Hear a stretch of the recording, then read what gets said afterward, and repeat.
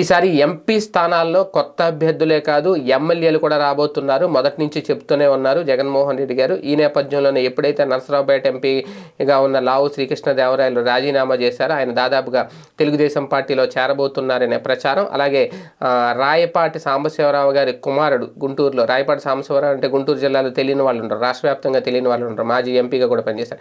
ఆయన కుమారుడు రాయపాటి రంగారావు ఎప్పుడైతే బరిలోకి దిగారో ఆయన్ని కూడా ఎంపీ అభ్యర్థిగా బరిలోకి దింపబోతుంది వైసీపీ అనేది ఒక ప్రచారం. ఇంకా ఆయన పార్టీలో చేరలేదు, రేపు మాపు చేరతారు అనేది. ఇదే నేపథ్యంలో గుంటూరు ఎంపీగా ప్రస్తుతం టీడీపీ ఎంపీ ఉన్నారు. టీడీపీ ఎంపీ గల్లా జయదేవ్ కూడా ఆయన ఈసారి పోటీ చేయనని చెప్పేశారు. కాకపోతే ఆయన వైసీపీలో చేరతారనే ప్రచారం కూడా జరిగింది, కానీ ఆ తరహా ఏమీ నిర్ణయాలు అయితే కనిపించట్లేదు. ఈ నేపథ్యంలోనే నెల్లూరుకు చెందిన అనిల్ కుమార్ యాదవ్ని ఇక్కడ తీసుకురాబోతున్నారనే ప్రచారం అయితే జరుగుతుంది. ఎందుకంటే బీసీ క్యాండిడేట్ని ఇక్కడ నిలబెట్టాలి అని చెప్పి జగన్మోహన్ రెడ్డి గారు పట్టుబడుతున్నారు.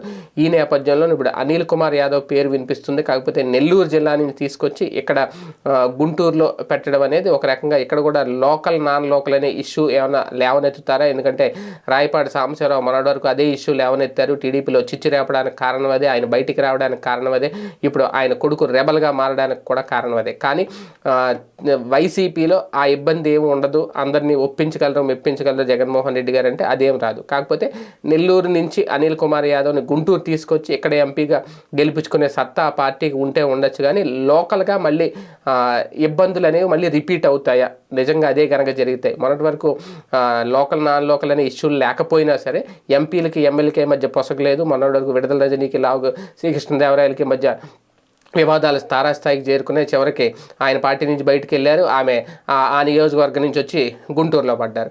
రేపొద్దున ఇటువంటి సీన్లు ఎందుకు రిపీట్ అవ్వనేది విశ్లేషకులు ప్రశ్నిస్తున్న ప్రశ్న. మరి దీనికి జగన్మోహన్ రెడ్డి గారు ఏ తరహా నిర్ణయం తీసుకుంటారనేది చూడాలి.